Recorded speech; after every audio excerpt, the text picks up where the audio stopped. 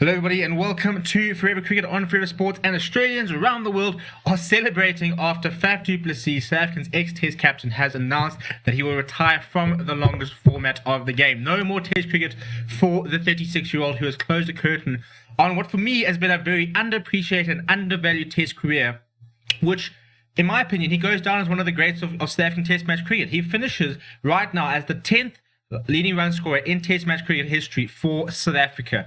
You know, his stats for Test matches are as follow: 69 tests, 118 innings, 14 not outs, 4,163 Test match runs, a high score of 199, an average of just over 40, and a strike rate of 46.32, 10 hundreds and 21 50s.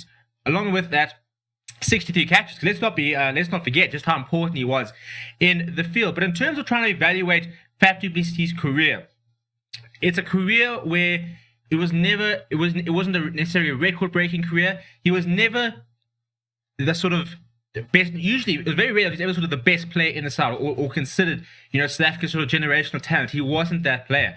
What he was, though, was an unbelievably good cricketer who stuck with South Africa during a time of complete turmoil. He came into the Test side when South Africa was established, one of the best Test sides in the world, and had so much around him. And he sat there whilst all the walls crumbled beside him, and he never, ever, ever left without them, and never, ever left South African cricket. He was exactly what South African cricket needed. If Faf du Plessis had walked away from South African cricket like so many players did, taking early retirement, taking coal-pack deals, not playing for South Africa anymore, we would have had a really, really different situation in the last couple of years. We're really starting to see the effects now in the last sort of 2-3 years where our Test match performances aren't really good enough. But even look at the years 2008 and 2007, 2016, when A.B. de Villiers stopped playing, when Dale Steyn was going through all those injuries, when Morne Morkel left, when Kyle Abbott took the cold-pack deals, and we lost so many different players and we really struggled. Faf du Plessis continued to be the most reliable player in the side.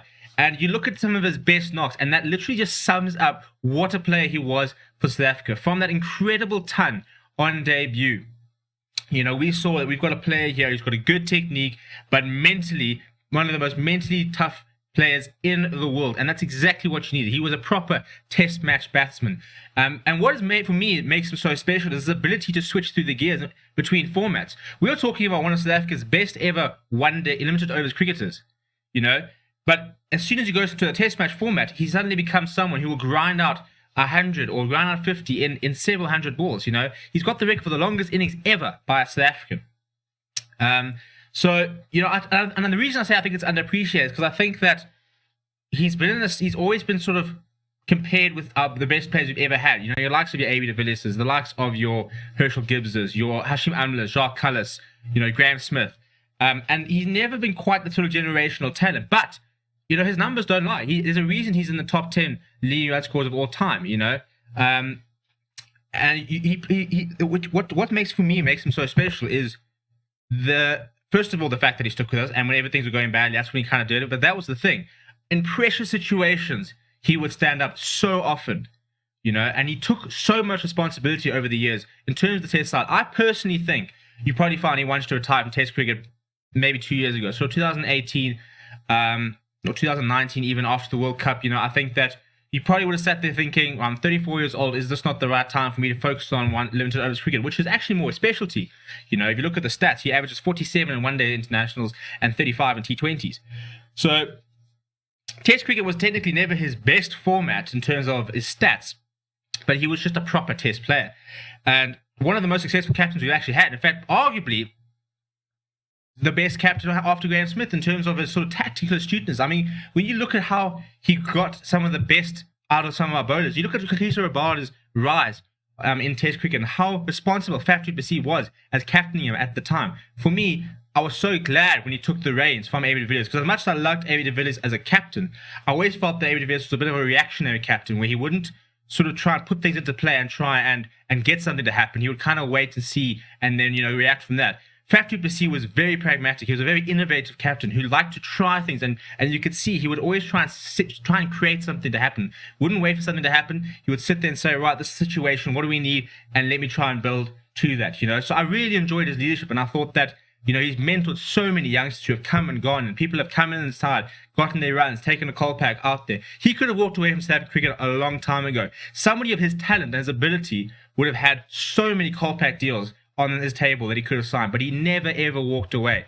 And personally, whilst I think that, you know, it's a good time for him to walk away from the Test team, I genuinely think that we can have another 2-3 years of Faf du Plessis in limited over cricket. He does not look anywhere close to finishing his career in terms of the ability he has. That knock of 199 against Sri Lanka, you know, showed he still has the ability. Yes, it wasn't a particularly good Sri Lankan side, but you don't score 199 by accident. And you look at the stats, and the reason why I said at the beginning of the video, Australia is celebrating. Faf du Plessis was absolutely devastating against Australia, and more so in Australia. He averaged 46.73 against Australia as opposition in Test matches. Incredibly, in Australia, he averaged 86.16. And there are two centuries I'd like to point out in Australia. First of all, the one on debut, batted the entire day, 466 minutes to save a Test match. The second one, and people will recall it, when he had just been he'd been banned for, he lost his match fees about the whole, the sweet and with the ball tampering and stuff like that. And he came back to the side and he walked out to boos and the Australian public doing absolutely everything they could to put him off in a day-night Test match. And he became the first ever captain to score 100 in a Test match. He himself said that is his best knock, and it was.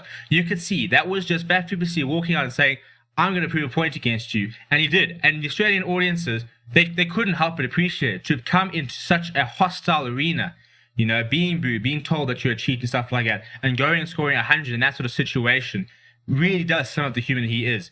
So yeah, for me, I think it's just a brilliant Test career, a brilliant player, a brilliant person, you know, and a massive asset for CSA. Stuck with the South African team a lot longer than anybody else. In fact, I do not think there is a more committed South African cricket player in the history in terms of being committed to the team itself, because there have been so many issues over pretty much the entire career of Faf du Plessis. He kind of came in at the dawn of the start of the beginning of the end, you know, where all the internal issues are sort of coming in, not into the team and the administration, and yet throughout the entire sort of last decade, he has stuck with the team, he has led the team in hard situations, and he has always been a very, very good role model for anybody out there.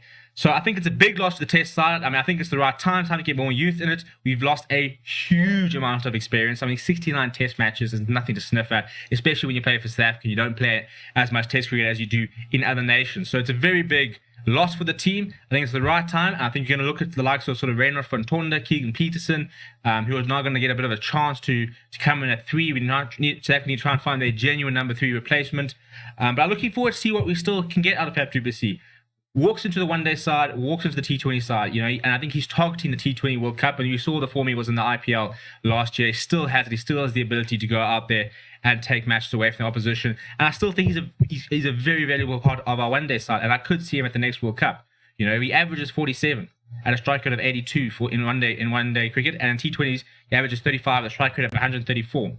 South Africa needs those sort of numbers in its side, and hopefully Faf du Plessis will continue to produce them for a long time coming. Please do subscribe to the channel, smash a like on the video. We've got the T20 Cricket Challenge coming up in South Africa, the domestic T20s competition, so we'll be doing a preview of that, also be covering that as it goes on. We'll also be looking at a couple of sort of the headlines across world cricket at the moment as we gear up towards the Proteas incoming tour from Pakistan later on this year. So make sure you subscribe to the channel so that you never miss a moment. My name is Steven, and I'll chat to you soon.